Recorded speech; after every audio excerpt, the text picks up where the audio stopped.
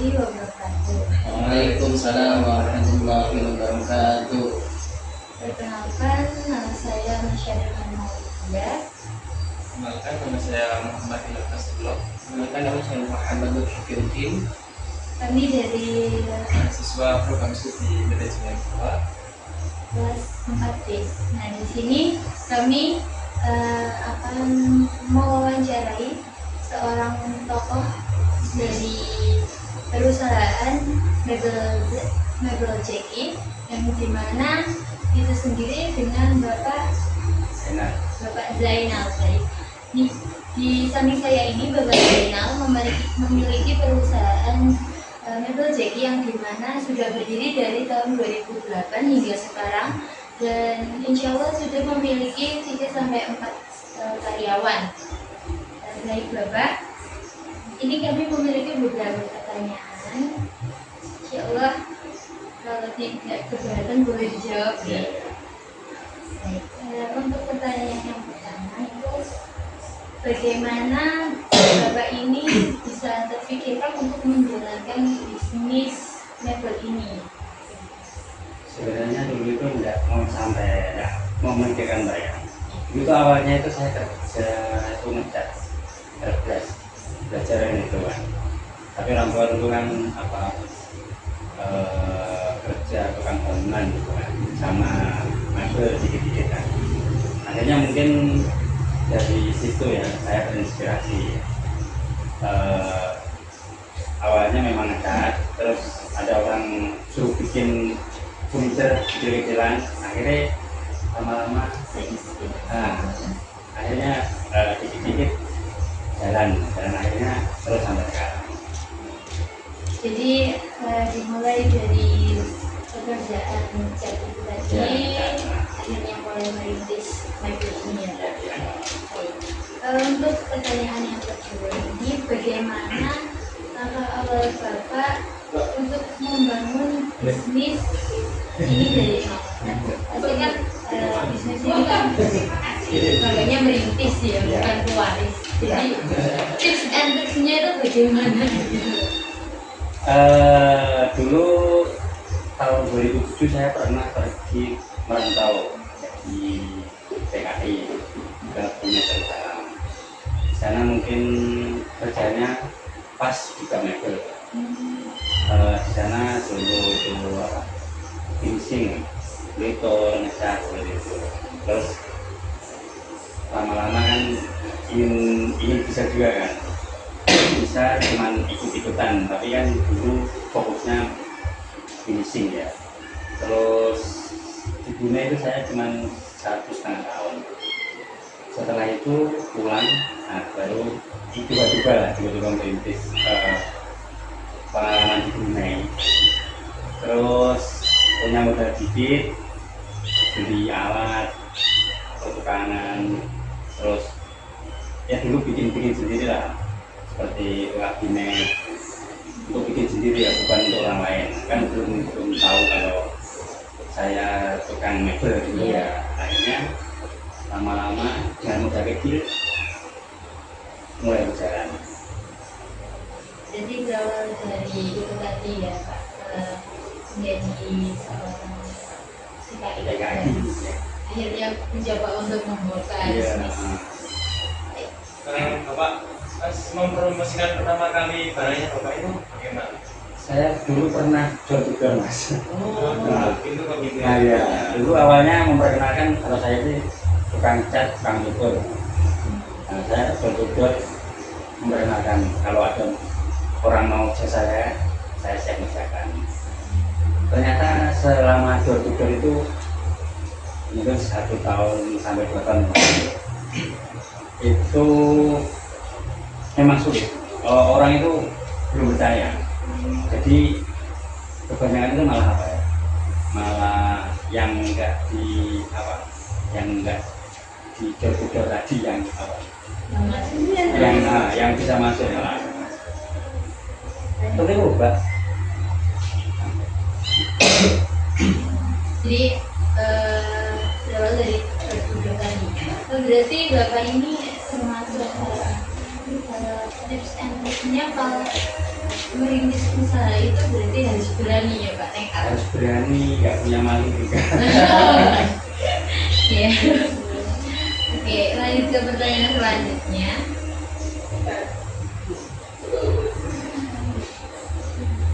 Tentu kan Bapak menjalankan bisnis ini kan banyak kendala ya, dari mulai awal membangunnya itu di tahun 2008. Nah, bagaimana cara Bapak ini untuk mengambil keputusan bila ada kendala dalam bisnis tersebut? Misalnya itu kayak pengiriman terlambat atau kesalahpahaman perintah kepada karyawan. Biasanya alhamdulillah selama ini ya kalau sama karyawan itu tidak ada masalah. Alhamdulillah semua baik. Mungkin kalau keterlambatan itu solusinya saya kalau memang ada keterlambatan mungkin saya harus telepon customer dulu ya. Mungkin keterlambatannya beberapa hari, 2-3 hari. Itu saya beritahu dulu biar tidak salah paham. Nanti kalau diem saja salah paham, takutnya nanti marah sama saya. Jadi kalau mungkin ada pikiran terlambat itu saya kasih tahu ke customer. Jadi konfirmasi dulu ya Pak. Jadi bisa di itu apa sangat menjaga kepercayaan Ya, customer. harus dijaga. Iya. Masalahnya customer biasanya membawa customer lagi. Ya, Betul, kan betul. gitu.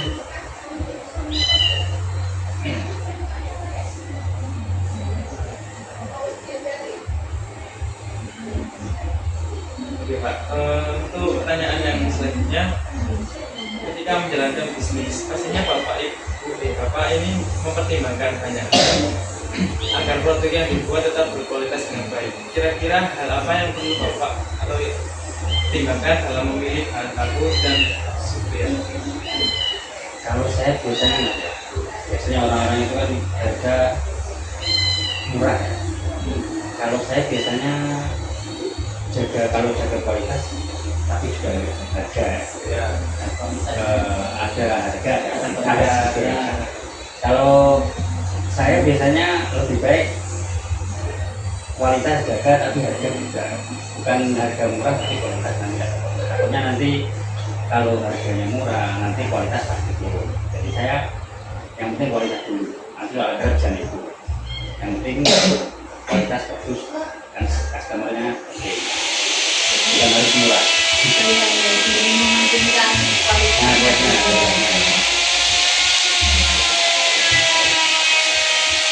ya pengalaman paling sulit yang pernah Bapak alami saat memimpin langsung operasional usaha ini itu apa? Pengalaman yang sudah ya, pengalaman itu pada pemasaran. Sekarang kan banyak hasil itu ya, ada harga murah, ada berani mengerjakan dengan harga murah. Kalau saya yang penting ya kan, yang penting kualitasnya bagus, enggak harga murah, bukan apa ya, bukan sangat mahal tapi kualitas itu Jadi pasarannya kualitas. ya itu kualitas bagus ya.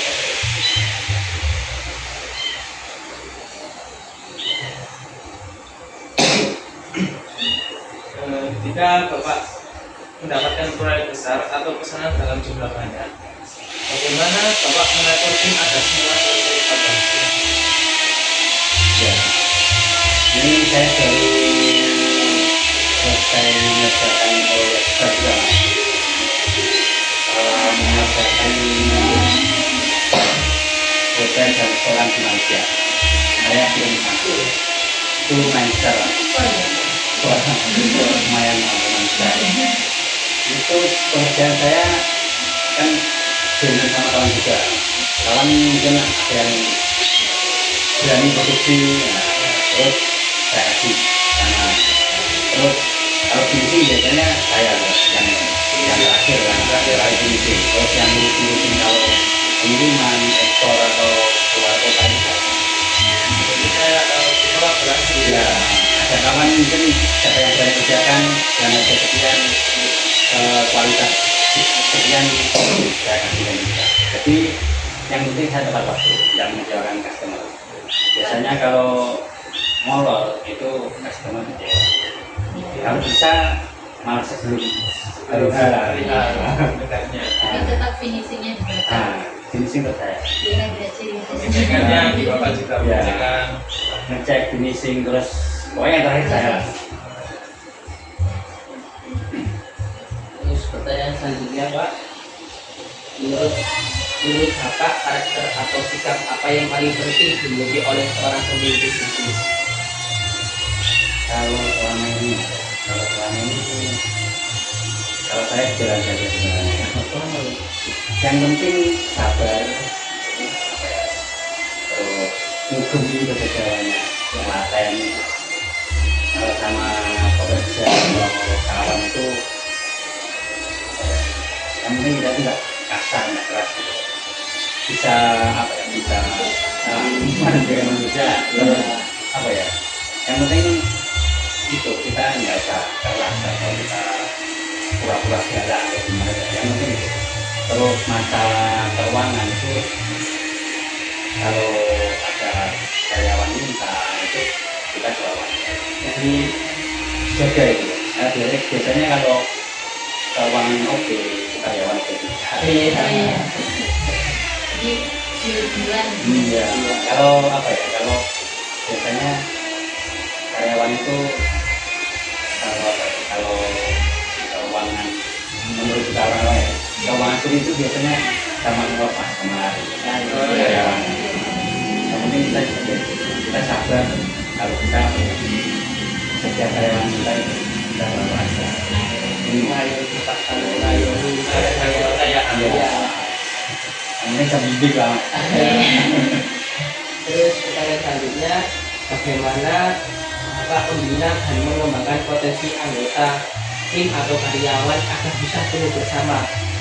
Kalau ada yang baru mencoba dan baru mulai Ya, Ya kita pilih mas. Kalau biasanya kayak yang lama ya, yang lama mungkin udah pandai itu saya itu ngajarin mungkin ada yang baru. Terus ya kita arahkan biar cepat pandai, cepat bisa. Terus apa ya? Itu tadi yang penting sabar, nggak galak. Nah, ya kita anggap kawan gitu lah, bukan apa ya, bukan merendahkan orang lain. iya. Terus pertanyaan yang terakhir ini, melihat perjalanan Bapak yang luar biasa dengan tantangan serta kendala yang dihadapi, apakah nasihat Bapak untuk anak-anak muda seperti kita ini yang ingin menjadi pebisnis di masa depan? Mungkin bisnis sekarang sama dahulu itu beda kan. Kalau orang dulu itu yang penting itu telaten, sabar mengerjakan satu bisnis. Terus apa ya, jaga kualitas, terus jaga customer juga itu. Yang penting kalau bisnis seperti saya mebel ini mungkin kualitas oke, harga pun oke, nggak terlalu mahal. Kalau mahal orang kebanyakan malu. Kalau apa ya, sama karyawan sama teman itu jangan menganggap karyawan itu lawan kita. Yang kita teman itu sendiri, jadi kita itu fair. Belum biasa terus apa ya, kita anggap biasa terus apa ya, kerja itu nyantai, tidak apa tekanan, nggak ada batas lah. Yang penting sama kerja sama-sama. Kalau bisnis sekarang saya kira anak muda lebih paham lah daripada saya. Sekarang kebanyakan yang media sosial, internet dan apa ya, beda lah sama dulu. Kalau sekarang yang apa ya, kalau saya sendiri yang penting paten ada. Kalau orang dulu ya yang penting banyak teman gitu.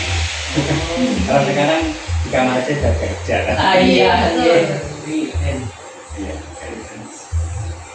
Jadi ini di perusahaan ini apakah mengikuti marketing sekarang?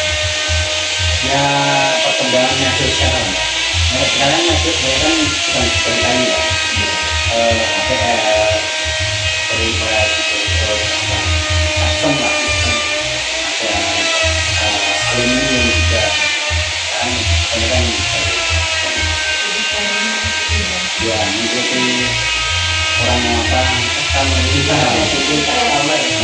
kita berusaha maksimal aja gitu. Nah, gitu.